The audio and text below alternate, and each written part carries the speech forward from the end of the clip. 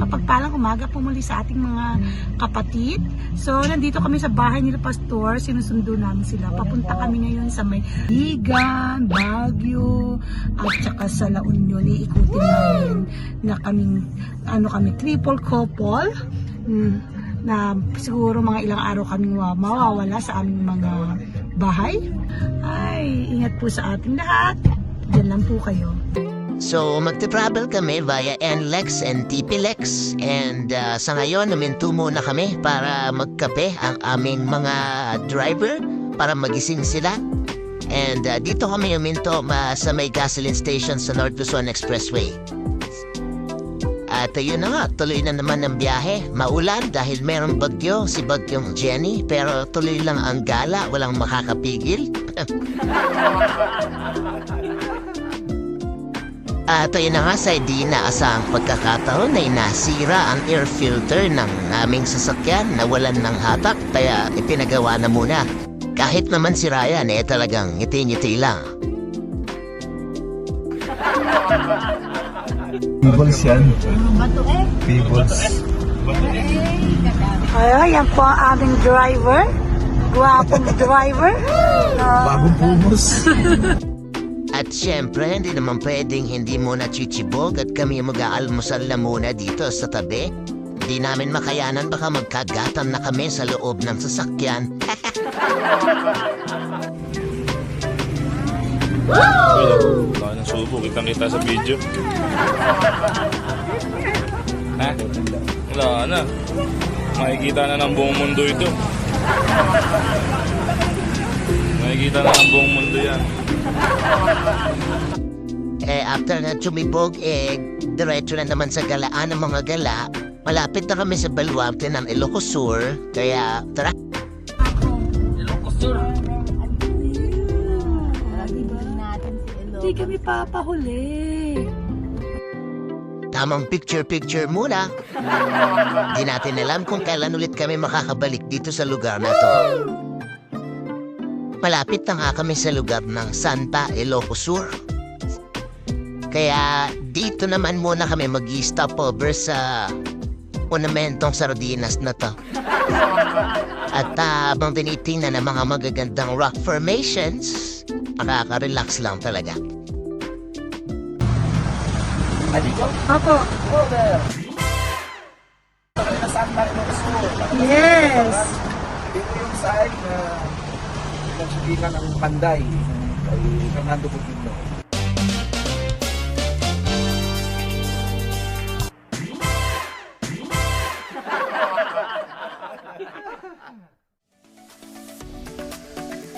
Ang malikain at makulay na kasaysayan ng Ilocos Sur ay tunay na nakakabilib. At ang mga magagandang tanawin tulad ng bigan at mga tradisyonal na pook ay nagbibigay buhay sa kasaysayan ng Pilipinas.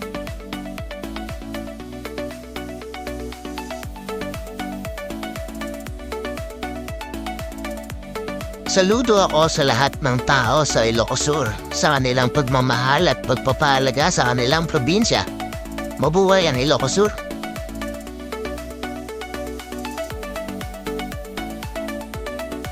At sa di pagtatagal, dumiretso na ulit kami sa aming susunod na destination. Sa aming paglalakbay, dadaanan muna namin ang Vigan at Lawag, papuntang Pagudpod. Kami ay pupunta ng Cape Bohidor Lighthouse at kung sakaling may oras pa, pupunta kami ng Patapat Viaduct. At syempre, since nasa boundary na kami ng Ilocos Norte, hindi mawawala ang picture-picture.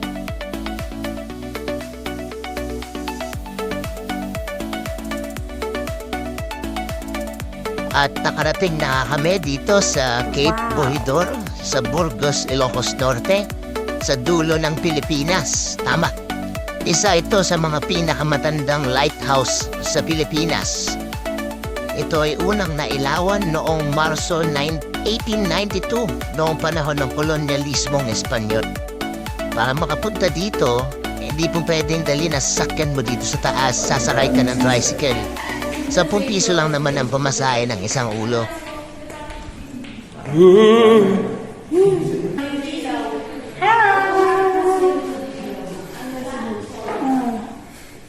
ito ay mga transcripts, mga pictures ng dating Pangulong Ferdinand Marcos Sr.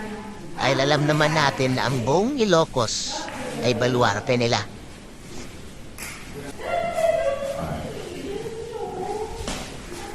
Ito siya. Na 1900s. Wow. Dahil ito ay nagsimulang mag-operate 1898. 1892. Lamang ang may alam. Ito siya ang ginagawa ko. Ano? Construction of Cafe Corridor Lighthouse 1890. So, panahon pa ni Rizal ito. Yan.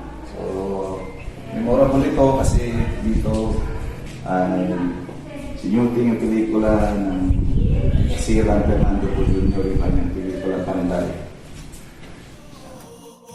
Ang Cape Buidor Lighthouse ay isang mahalagang yaman ng ating kultura at kasaysayan. Ito hindi lamang isang parola na nagbibigay liwanag sa mga naglalakbay sa gabi, kundi isang simbolo ng ating pagiging matatag at maunlad bilang isang bansa. Para makapasok at makapag-picture-picture sa loob ng Cape Buidor Lighthouse, nagbayad kami ng 50 pesos per head. 50 pesos lang naman, may enjoy mo na yung view from the inside and the outside of the lighthouse. Finally, nakarating din kami ng pagudpod. Pagod na, pudpud pa ang gulong. Ginabi na rin kami papunta dito sa Patapat Viaduct upang wala na kami nga abutan ng magandang view.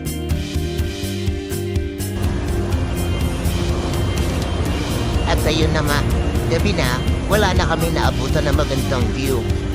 Pinaparinggan na lang namin yung lagaslas ng alon ng dagat. Sarap naman sa tenga. Kasi ito pala yung boundary ng Ilocos Norte. Ito Basta tayo ng Ilocos.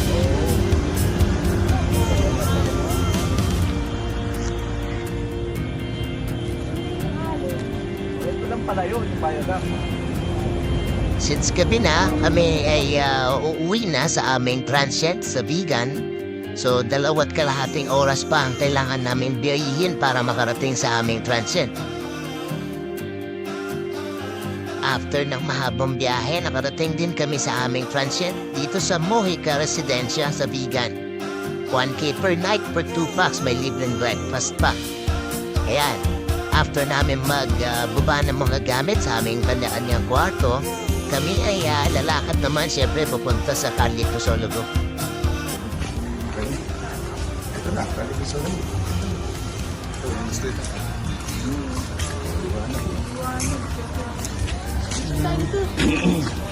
Parang tayo nasa...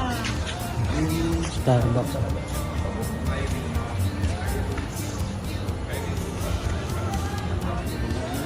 Ano pa mga Ngayong gabi, meron. Ayun, dito sa Carlito Sologo.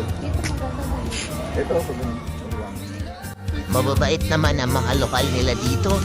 Nag-offer pa nga na sila mag-picture sa amin para mas maganda yung mga shots na makuha nila.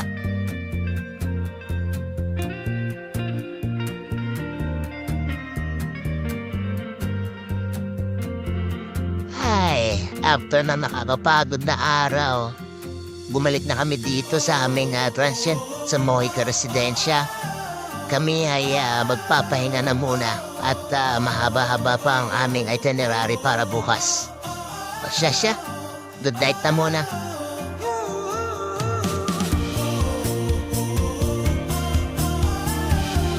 Oh, day 1 pa lang yan.